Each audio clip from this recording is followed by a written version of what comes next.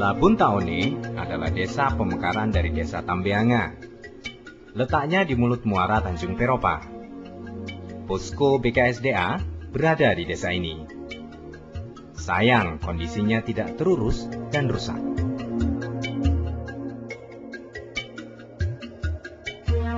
Pak Sony adalah salah seorang petugas kawasan. Sejak 3 tahun lalu, ia tak lagi rutin menjenguk posko ini. Sony tinggal di desa Laonti bersama keluarganya. Bagaimana mungkin Sony sendirian mengawasi seluruh bagian utara kawasan ini? Tak ada kendaraan motor yang bisa digunakan untuk bekerja secara efektif dan cepat. Ia juga tak punya alat komunikasi untuk menghubungi pihak kota bila sewaktu-waktu terjadi masalah. Kekuatan Sony hanyalah komunikasi efektif dengan warga yang berdiam dekat kawasan untuk ikut menjadi mata, telinga, dan pengawas partisipatif. Sony tak jarang menempuh jarak dengan berjalan kaki. Sosial di darat, jalan kaki. Yang di pinggir laut itu pakai kapal, KPNT. Kalau 1 bulan itu biasa 3 kali, 4 kali. Pokoknya harus korban. Kami pernah menanyai Bapak Alasan Tulus, Kepala BKSDA Sulawesi Tenggara. Menurutnya, keterbatasan sumber daya memang menjadi kendala utama pengawasan. BKSDA telah banyak memberikan upaya penyadaran kepada masyarakat di sekitar kawasan. Namun, upaya ini menjadi sia-sia jika tidak didukung partisipasi dan keterlibatan masyarakat yang ada di sekitar kawasan. Ya, kita tadi bilang kita bentuk kelompok pengamanan swakarsa. Terus kita bentuk kader konservasi. Kita mengharapkan dia menjadi untuk menerangkan atau menyadarkan masyarakat di sana. Meski dampaknya belum begitu besar terasa, tekanan kawasan semakin nampak. Selain penebangan liar, pengambilan rotan secara berlebihan menjadi isu utama. Pasti ada gangguannya, cuma tidak terbuka sama sekali gitu, karena dia menjalar saja, dia hanya mengambil itu. Kecuali dia nebang kayunya, nah itu pasti sangat berbahaya. Tapi kan kalau rotan itu kan ya itu aja kita diambil gitu. Karena rotan itu menyimpan air yang paling banyak, hampir 85% dia itu kandungan air itu rotan. Jadi kalau itu diambil, simpanan rotan air itu pasti berkurang. Pengaruhnya ke sana.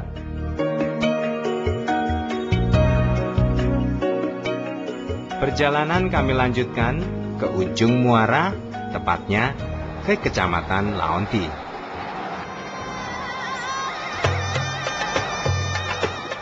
Laonti cukup makmur dengan hasil pertanian dan perkebunan.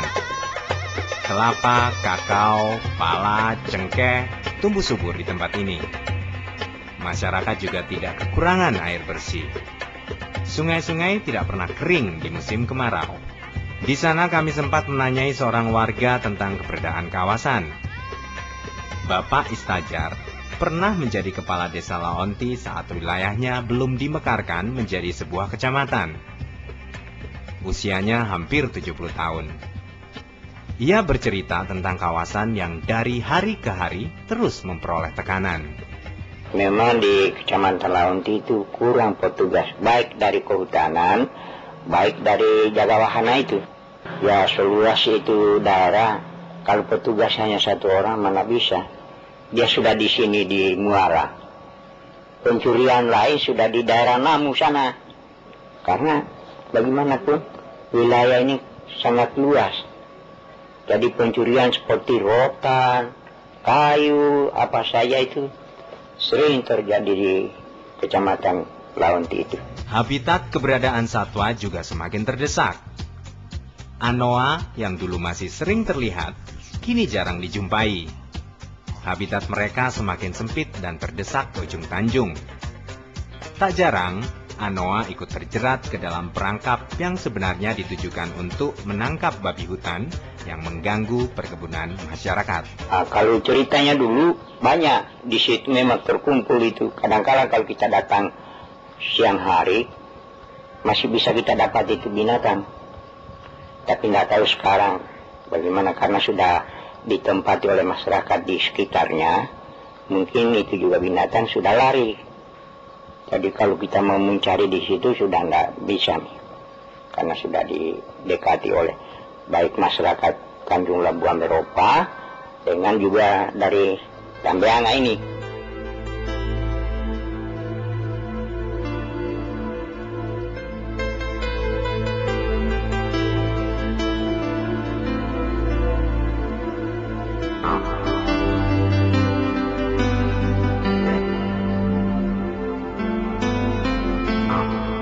Pencurian kayu dan rotan dalam kawasan diakui Sony masih terus terjadi. BKSDA sebagai pemangku wilayah tidak memiliki data valid mengenai keberadaan populasi dan penyebaran satwa serta vegetasi dalam kawasan. Ini menyulitkan banyak pihak. Masalah anggaran yang minim dan kurangnya personil terutama tenaga ahli membuat BKSDA tak dapat berbuat banyak melindungi kawasan dari berbagai tekanan.